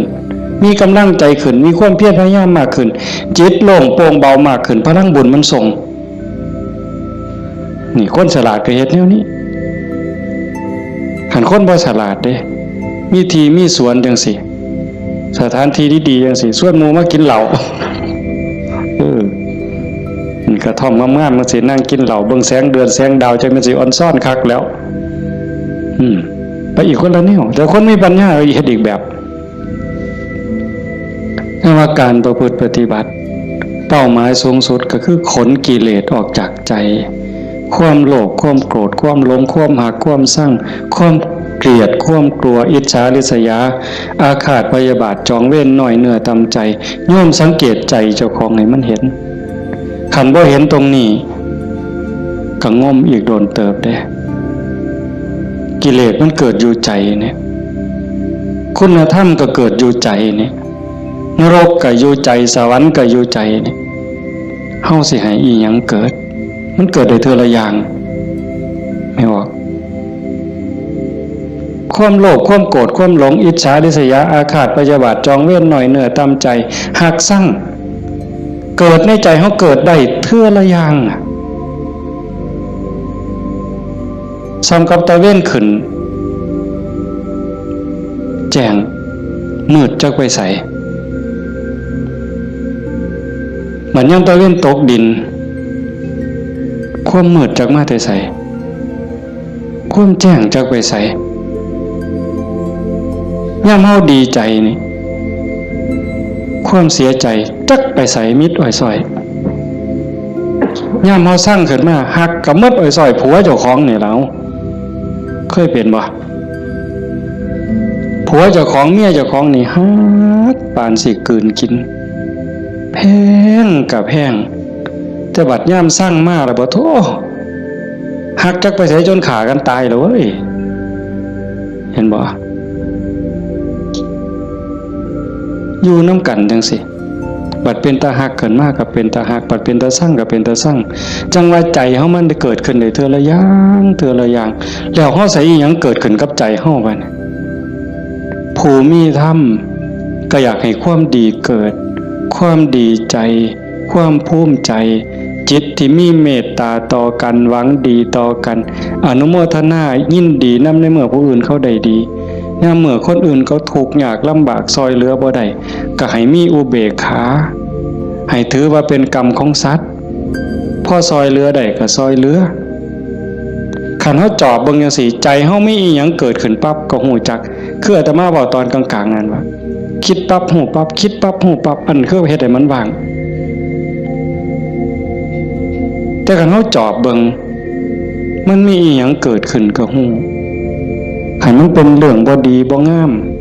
ก็บ่ทรงบ่บวกบ่ส่งมันต่อบ่ร่วมคิดกับมันบ่ร่วมขบวนการกับมันเฮาจะเห็นซ่อมเบิ่งกันอยากฮู้ว่าเจ้าของเป็นคนแนวใดก็จอบเบิ่งใจเจ้าของนี่เป็นคนขี้อิจฉาบ่เป็นคนขี้โลภบ่เป็นคนขี้โกรธบ่เป็นคนขี้น้อยใจบ่ญาติโยมต้องซ่อมเจ้าของได้บัดนี้ผู้เฮ็ดมาแล้วก็สาธุผู้บ่ทันเคยเฮ็ดก็ลองสังเกตเวลามันบ่พอโยมประเด็นสุดท้ายสิเว้านำเนี่ยเวลาของชีวิตเฮาเหลือน้อยผู้บางคนเข้าวัดมา10 ปี20 ปี30 ปี40 ปีผู้บางคนหลายกว่านั้นลองเบิ่งมันเทียบเบิ่งวันเวลาที่เฮาเข้าวัดเข้าว่าปฏิบัตินำครูบาอาจารย์นับเงินทำบุญกันหลายแสนลองเบิ่งเนี่ยนับเงินที่เฮาบริจาคทำบุญหน่อยแน่หลายแน่นี่เวลา20 30 40 ปีนี่มันเป็นแสนแล้วคันบริจาคเทื่อละ100เทื่อละ20เนี่ยเข้าหมดจักเหล้าตั้งแต่ใส่บาตรตั้งแต่ไปจังหันจังเพ่นเข้าเฮาหมดจักเหล้าเอาผ้าเอาสาดเอาหมอนถวายวัดหมดไปหลายปานใดคันเราถึงแง่เป็นบุญแง่ความภูมิใจนี่โยมก็ภูมิใจบ่คักเอาตัวนี้มาเป็นปีติจูงจิตให้เกิดความสงบก็ยังได้เป็นบุญได้เป็นจาคานุสติเนี่ยนำพาจิตไปสู่ความสงบได้อันนี้คือแง่ของบุญก็เป็นที่เพิ่งให้จิตให้ใจอย่างมหาศาลเลยล่ะไปแต่คันว่าถึงแง่ของการพัฒนาเป้าหมายของพุทธศาสนาในขณะที่เสียเงินไปหลายแสนแล้วหมดเงินไปหลายแสนแล้วหมดเข้าไปหลายเหล่าแล้วยกใจขึ้นบ่ใจเฮายกขึ้นได้ส่ำใด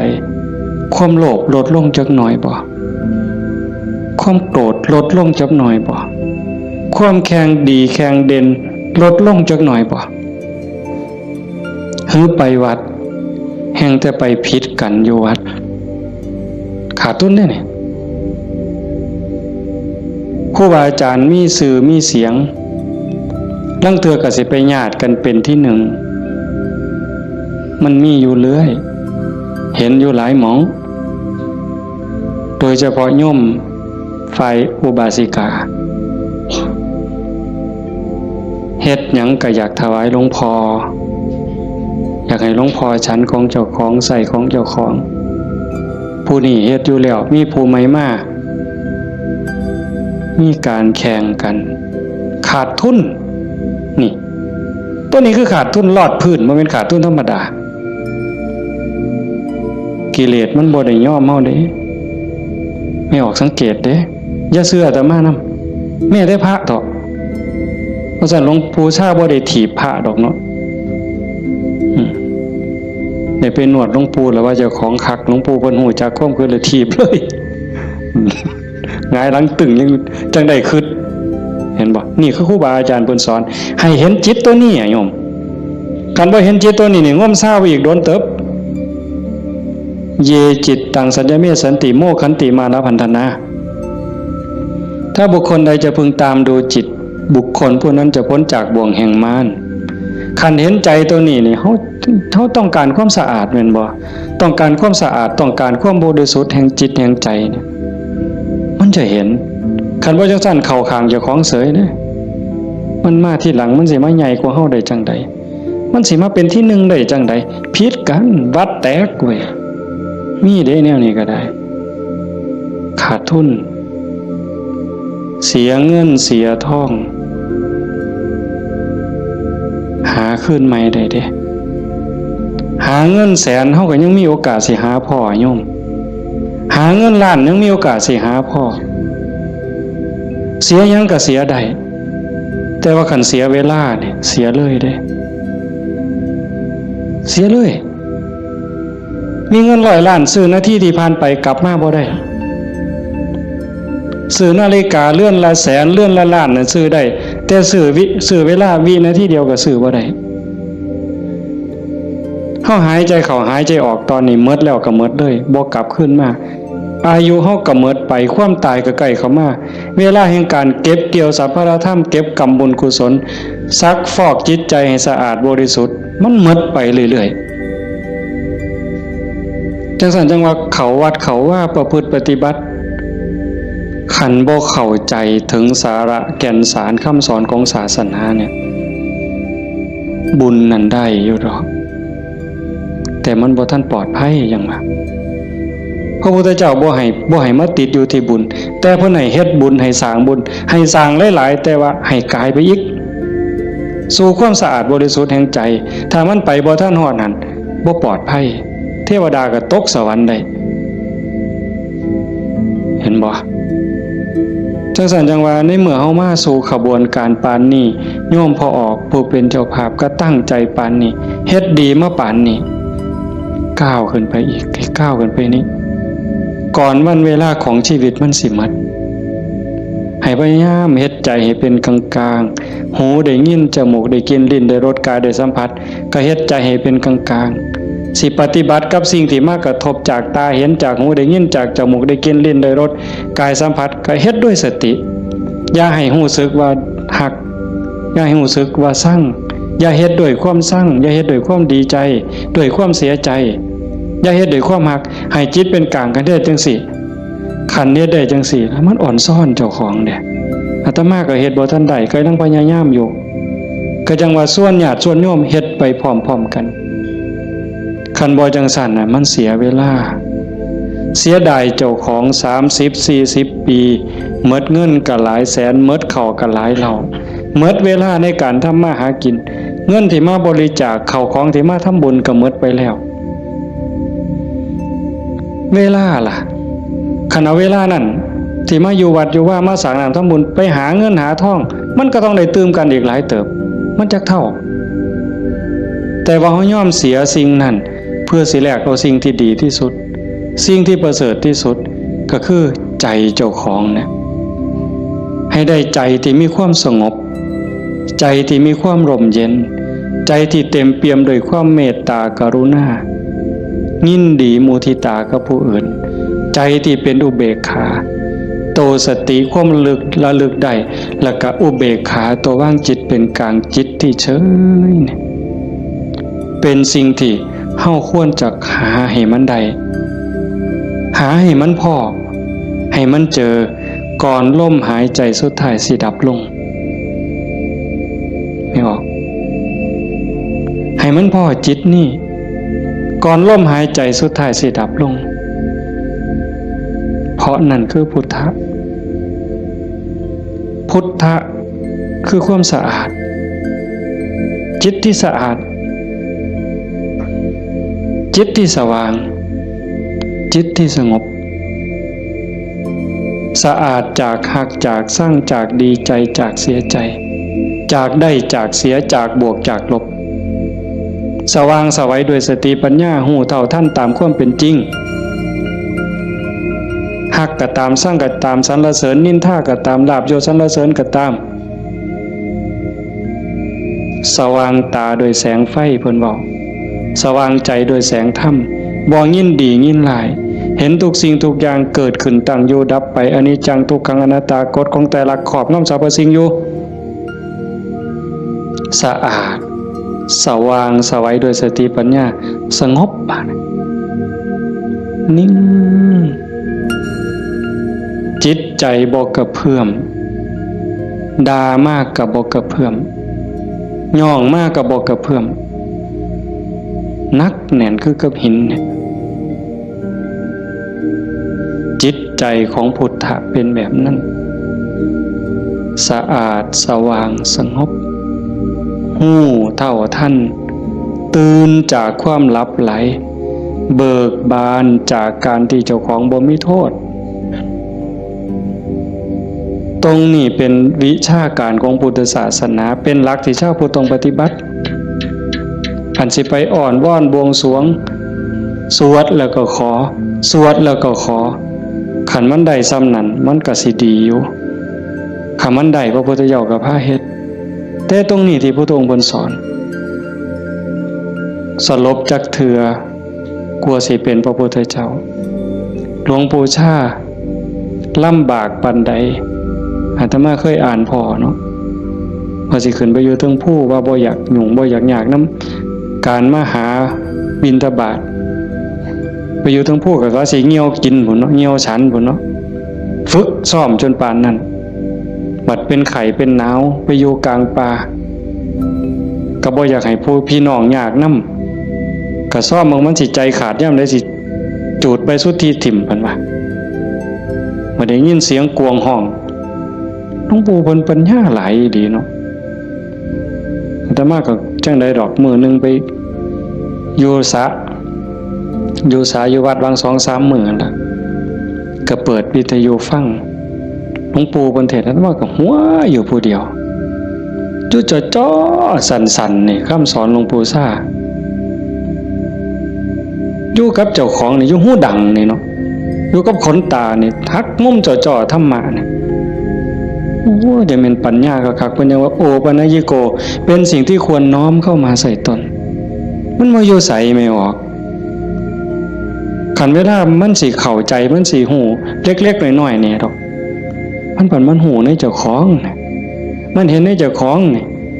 โอปัญญิโกเป็นสิ่งที่ควรน้อมเข้ามาใส่ตนคันน้อมเข้ามาใส่ตนนั่นเป็นคำสอนของพระพุทธเจ้าคันน้อมออกไปจักแม่นคำสอนไผบัดนี้คันไปอ่อนว่อนบวงสรวงเทวบุตรเทวดาอินทร์พรหมยมยักษ์พระเจ้าทั้งหลายนี่แล้วโลดแต่ว่าอาศัยการประพฤติปฏิบัติจังว่าการฟังเทศน์ฟังธรรมให้เป็นไปเพื่อความศรัทธาความเหลื่อมใสศรัทธาปาสาทะวิริยะความภาคเพียรพระพุทธศาสนาเพิ่นสอนเรื่องความภาคเพียรวิริเยนะทุกขมัจเจติเฮาสิล่วงทุกข์ได้ก็ย้อนความเพียรพยายามของเฮาเองผู้อื่นเฮ็ดให้บ่ได้คันเฮ็ดให้ได้มีผู้วิเศษผู้ศักดิ์สิทธิ์ครูบาอาจารย์เป้าให้เสกให้ผู้ใดสิเกินพระพุทธเจ้าก็ออกว่าไผสิเกินพระพุทธเจ้าในโลกในจักรวาลแนวคันมันเฮ็ดแทนได้ทำพิธีเฮ็ดให้ได้พระพุทธเจ้าเฮ็ดให้หมดเมื่อเช้าย่างบิณฑบาตหัวแต่ว่ามันก็หาเรื่องอยู่เลยปีชงเพิ่นว่าปีนี้ปีชงส่งหยังส่งกาแฟ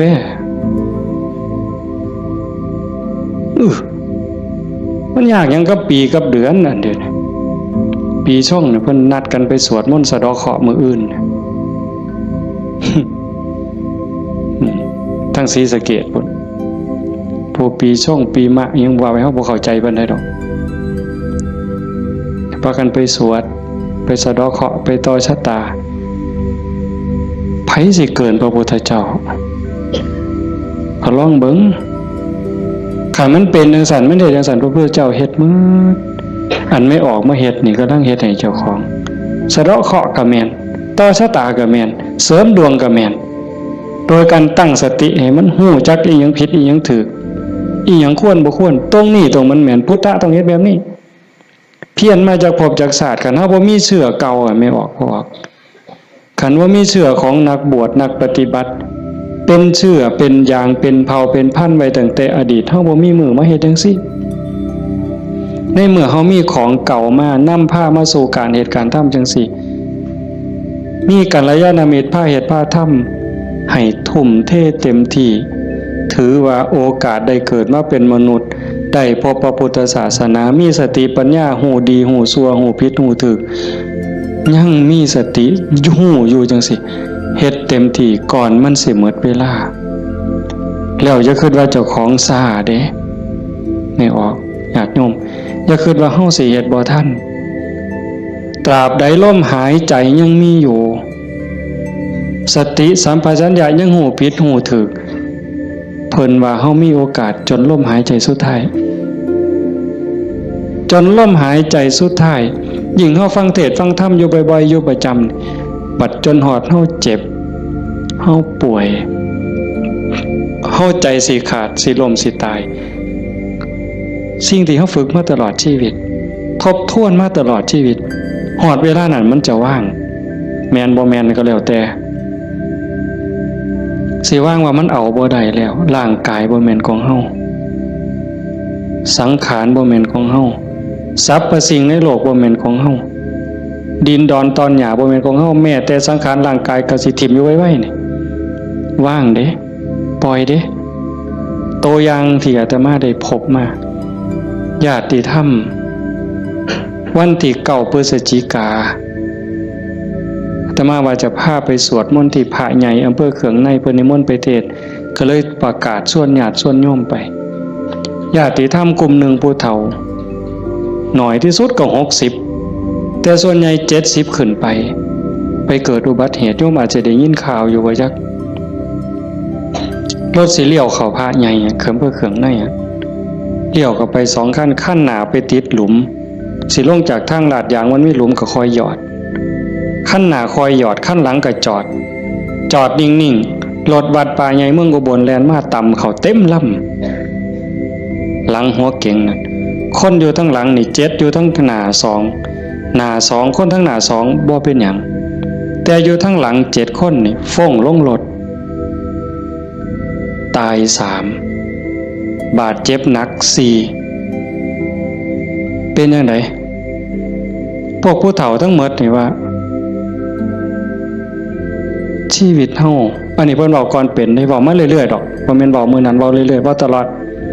ถ้าเฮาได้เข้าวัดเข้าว่าได้ปฏิบัติเป็นนักรบตายในสนามรบตายยามใดก็บ่ย้านยิ่งไปเฮ็ดบุญตายแห่งได้ดีบางสิเลยเด้ตายก็ตายไปแต่ว่าซุ่มยั่งนี่กระดูกโค้งหักแขนหักกระดูกสันหลังเคลื่อนกระดูกต้นข้อเคลื่อนขาหลุดโบกแม่นมืด2คนหนึ่งนี่หมอเขาว่าเป็นอัมพาตตลอดชีวิตซอยเหลือเจ้าของบ่ได้อาตมาก็ออกมาบ่ได้เทศน์นำสนอกได้ยินข่าวอาตมาไปนั่งลงปุ๊บก็เสียงหวอรถดังเลยพอได้ยินข่าวว่าเป็นญาติที่ทำก็แต่ตามเขามาโรงพยาบาลเขืองในพอแต่ไปหอดแม่ใหญ่หนึ่งเขามาอุบลก็หลายแล้วแต่แม่ใหญ่หนึ่งนอนอยู่ก็เจ็บแขนหักหน้านี่ลอกมืดเลือดแดงพอแต่เห็นโอ้ยอาจารย์แขวหักเพิ่นว่าแขวเสียไปซ้ำเพิ่นว่าโอ้ยสร้างมันตัวใหญ่บ่ได้ซื้อเพราะบาดดอกแขวเพิ่นว่าเราก็ยังดีใจอยู่เด้หลานหน่อยไปนำหลานอาตมาไปนำ2คนจับมือยายแน่มันหนาวมันสิไปทั้งเพิ่นแล้วนะมันหนาวจับมือยายแน่ให้ยายอุ่นแน่ให้ยายอุ่นแน่เด็กน้อยก็จับผู้คนก็บ่ฮู้เรื่องสลบไปบัดพ่อใหญ่นึงบัดกระดูกหักเขาก็คิดว่าแอวหักถ้ามาก็คิดยากหมอเขาก็มาจับนี่เขาก็เพื่อทดสอบว่าเป็นหยังมาสุดท้ายเขาก็ว่าแอวหักกระดูกหักถ้ามาก็โอ้ยตารู้ตนผู้เฒ่าเราก็ถามหาเมียเนาะครูนั่นโยมบ้านฟังเพอาจจะเห็นพ่อใหญ่ผู้ดำๆมันเพิ่นสิเป็นครูแต่ถ้ามาเอิ้นเทวดาตาบ่เห็นห่วงดอกผู้เฒ่าขี่รถมาเกือบ20กิโลรถซาเล้งเพิ่นมานั่นเพิ่นก็ถามหาเมียเพิ่นอาตมาก็บ่ได้ปากดอกแต่หมอไปนำนั่นเพิ่นเว้าก่อนยายเพิ่นก็ถามหาตาอยู่จริงๆเขาไปอุบลตายก่อนหมู่ยายนั่นหมอนเป็นตะเงิดหลายบัดนะอาตมาเยี่ยมอยู่โรงพยาบาลสรรพสิทธิ์ไปเยี่ยมเฒ่าผู้ชายหันก่อนโอ้ยอาจารย์บ่แม่นของเฮาจักอย่างเพิ่นว่าเด้บ่แม่นของเฮาจักอย่างบอกบ่ให้เจ็บมันก็เจ็บมันอยากเป็นหยังมันก็เป็นบ่แม่นของเฮาจังแม่นน้อเพิ่นว่าหลงว่าของเจ้าของมาตั้งโดนอันนี้ก็ตัวนึงหลังจากนั้นมาเยี่ยมแม่ใหญ่ผู้กระดูกข้อเคลื่อน กระดูกสันหลังเคลื่อนอันนี้หมอก็ว่าเป็นอัมพาตตลอดชีวิตบัดนี้ถ้ามาหอดแล้วเว้าไม่ใช่นี่แล้วเว้าอีหลีนะเว้าแผ่วแผ่วแผ่วแผ่วเสียงดังบอกแต่กรรมฐานแล้วเว้าหยังดอกโอ้ยบ่ย่านจักหน่อยอาจารย์เพิ่นว่าลูกศิษย์อาจารย์ใหญ่วัดโน่นกุลมบ่ย่านเพิ่นว่านั่งสมาธิ6 ชั่วโมง9 ชั่วโมงสำบายตายก็ดีมันสิได้เศร้าเจ็บเศร้ามีแห้งเพิ่นว่าแต่ว่าเราหลับไปยามใดวึบไปยามใดเราว่าขาวอักลากนี่มองเราอุ่นคือมันสิใจขาดหลับไปยามใดปุ๊บสินคนใส่สุดขาวเต็มอยู่ตลอดนี่คือนิมิตดีเด้คันตายในขณะนี้นี่สวรรค์เขาเอาเราไปแทะแต่ว่าเราปฏิบัติตลอดที่จริงเขาให้เราอยู่ห้องผู้เดียวเป็นห้องอันตรายแล้วพอนะโอ้ยดีแห้งอาจารย์เขาให้อยู่ผู้เดียวว่ามีผู้ใดมากวนปฏิบัติภาวนาเมิดขึ้นเพิ่นว่าอันบ่ฮู้ทีบได้นั่นเจ้าของนั่นอันตรายที่สุดเพิ่นว่าเพิ่นสำบายมีผู้ใดมากวนเพิ่นนั่นบัดเอาไปเอามาภาวนาตลอดอยู่โรงพยาบาลตลอดย่างได้ซุมื้อหมอว่าสิเป็นอัมพาตตลอดทั้ง2 เท่านี่ตลอดชีวิตเลยซอยเหลือตัวเองบ่ได้แท้เดี๋ยวนี้ย่างได้ทั้ง2 คนเห็นบ่มองอัศจรรย์หลายพ่อใหญ่เข็มนี่แม่ใหญ่ต้องค้ำเมียตายพ่อใหญ่ต้องเข็มพ่อใหญ่เข็มนี่คือทรมานตอนนี้ก็ย่างแล้วโยมแม่ใหญ่สวัสดิ์น้องสาวนั่นตายแล้วอีกผู้หนึ่ง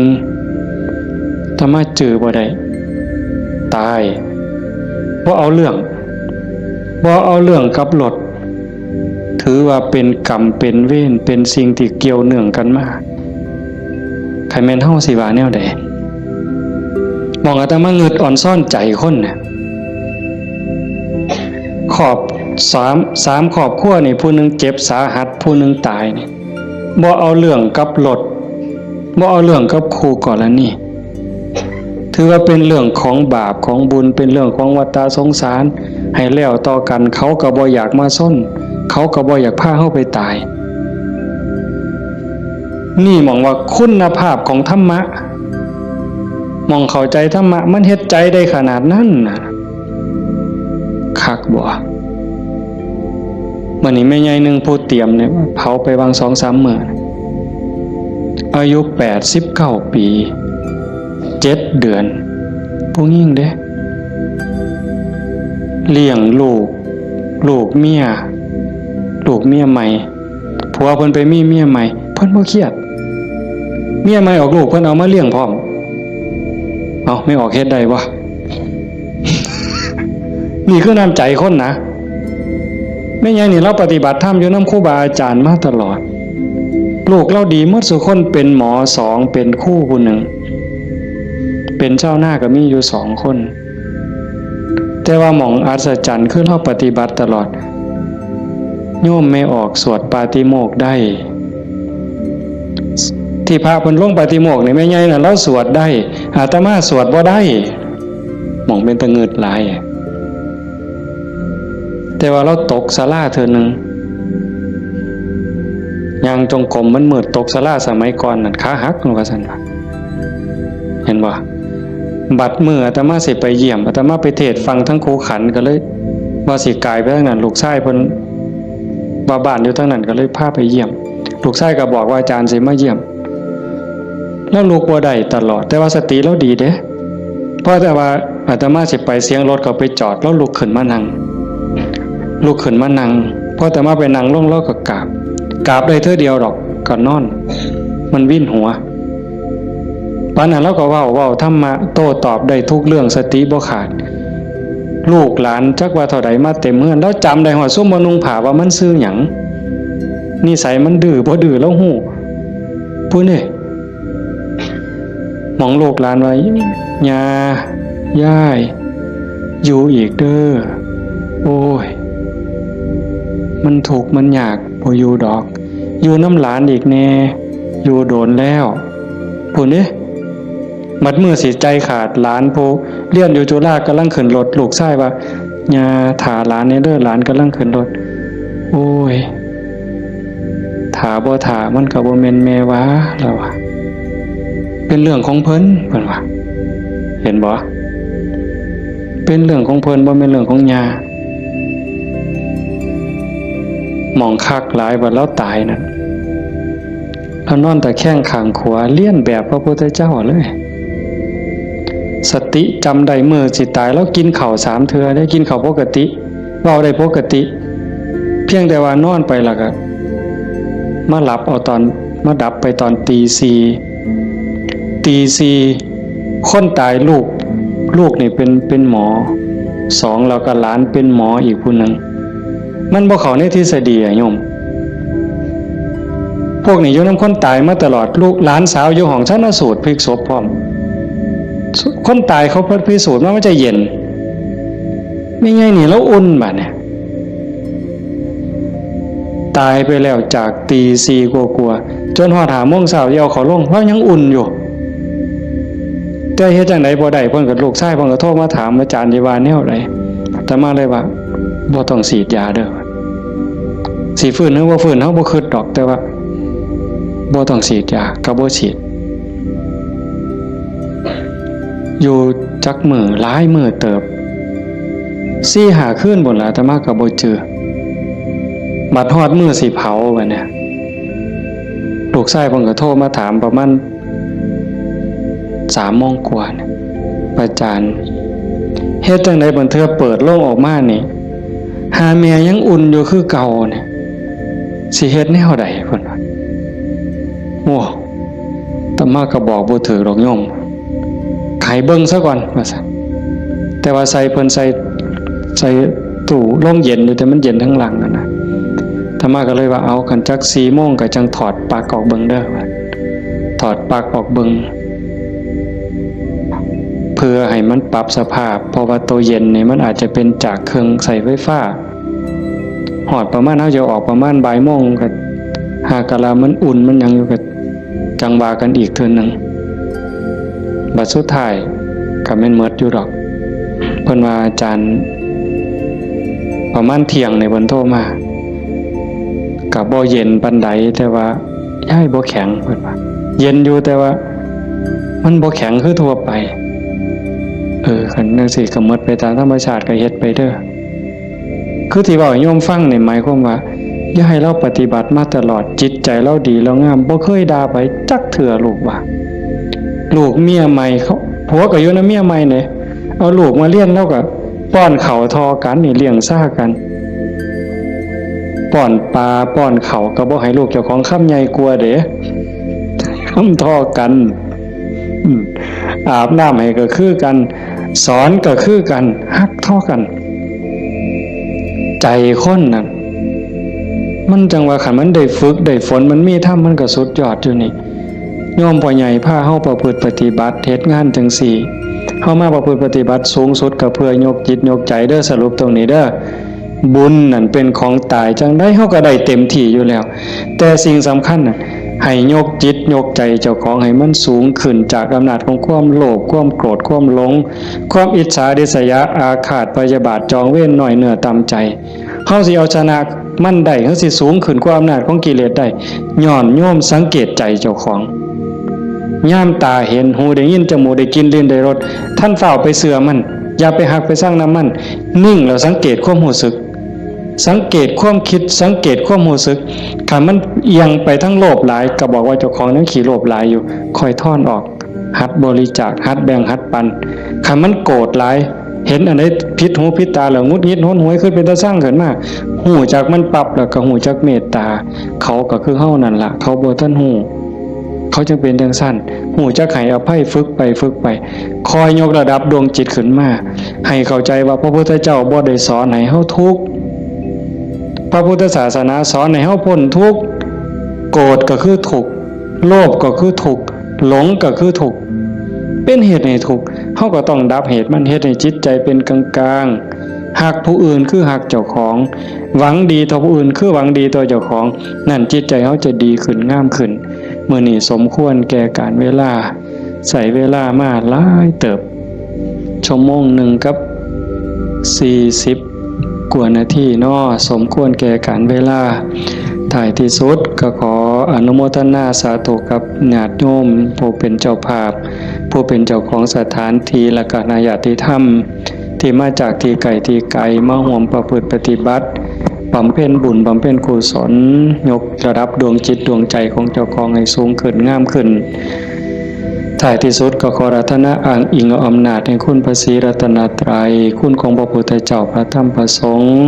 และอำนาจแห่งบุญกุศลคุณงามความดีที่มีทั้งหมดทั้งมวลในสากลและจักรวาลจงหลอมร่วมเป็นตบะเป็นเดชะเป็นพลวะปัจจัยอำนวยหนุนส่งให้ญาติโยมสุขสุคนจงเป็นผู้แกล้วกล้าอาจหาญร่าเริงในการสร้างบุญสร้างกุศลสร้างคุณงามความดีให้ยิ่งขึ้นไปให้เป็นผู้เจริญงอกงามในจตุรพิธพรชัยคืออายุวันนะสุขภละปฏิภาณธรรมสารสมบัติให้เป็นผู้มีสัมมาทิฏฐิมีโอกาสประพฤติธรรมปฏิบัติธรรมให้ได้เข้าถึงธรรมที่บ่ท่านได้เข้าถึงได้หูแจ้งธรรมที่บ่ท่านได้หูแจ้งจนสามารถนำตนให้พ้นทุกข์ปรารถนาสิ่งหนึ่งประการใดหากเป็นไปโดยชอบประกอบโดยธรรมก็ขอให้ความหวังความปรารถนานั้นจงสำเร็จทุกประการมีความสุขกายสุขใจโดยทั่วกันทุกท่านทุกคนเทอญ